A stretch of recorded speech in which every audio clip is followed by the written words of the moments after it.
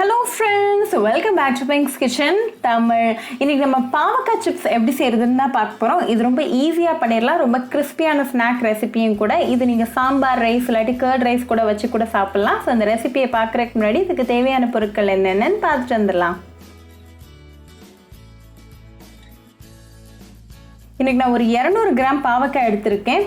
இது நல்லா ஃப்ரெஷ்ஷான பாவக்காவை பார்த்து எடுத்துக்கோங்க. இதோட 2 எண்ட்ஸையும் நம்ம இப்போ கட் பண்ணிடலாம்.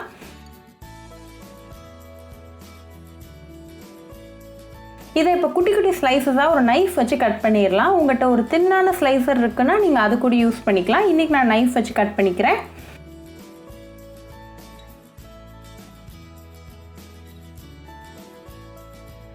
இப்போ எல்லா ஸ்லைசஸும் ரெடியாக இருக்குது.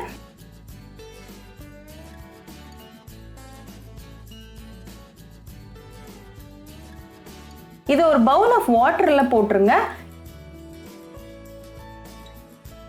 இது கூட 1 டீஸ்பூன் உப்பு சேர்த்துட்டு நல்லா மிக்ஸ் பண்ணி விட்டுருங்க.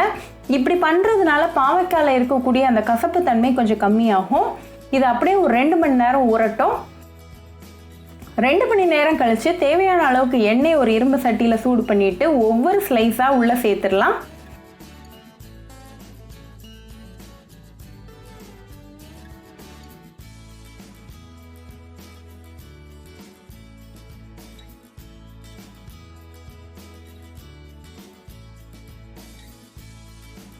கடைசி வரைக்கும் ஃப்ளேமை வந்து ஹையில் வச்சு ஃப்ரை பண்ணுங்கள். இது ஒரு 2 மினிட்ஸ் நல்லா கிறிஸ்பி ஆகிற வரைக்கும் ஃப்ரை ஆகட்டும்.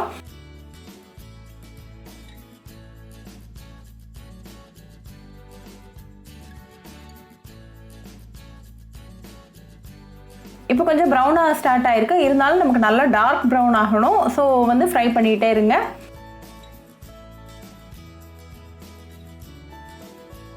இப்போ நல்லா கிறிஸ்பியாகவும் டார்க் ப்ரௌனாகவும் வந்திருக்கு. ஸோ இதை ரிமூவ் பண்ணிடலாம்.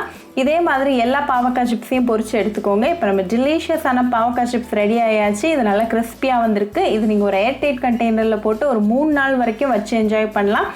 ரொம்ப ஈஸி அண்ட் கிறிஸ்பியான ஸ்நாக் ரெசிபி. ஸோ கண்டிப்பாக இந்த பாவக்காய் சிப்ஸை உங்கள் வீட்டில் ட்ரை பண்ணி பாருங்கள். ட்ரை பண்ணிவிட்டு எப்படி இருந்துச்சுன்னு எனக்கு கமெண்ட்ஸில் சொல்லுங்கள். இன்னொரு சூப்பரான ரெசிபியோட உங்களை வந்து பார்க்குற வரைக்கும் பாய் ஃப்ரெண்ட்ஸ்.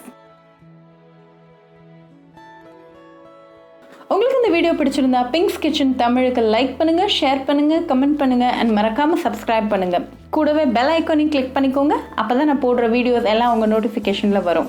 உங்களுக்கு ரெசிபிஸ் இங்கிலீஷில் பார்க்கணும்னா பிங்க்ஸ் கிச்சன் சேனலை பாருங்கள். சேனலோட லிங்க் நான் அந்த டிஸ்கிரிப்ஷன் பாக்ஸில் கொடுக்குறேன். மறக்காமல் செக் பண்ணுங்கள். இன்னொரு இன்ட்ரெஸ்டிங்கான ரெசிபியோட உங்களை பார்க்க வர வரைக்கும் பாய் ஃப்ரெண்ட்ஸ்.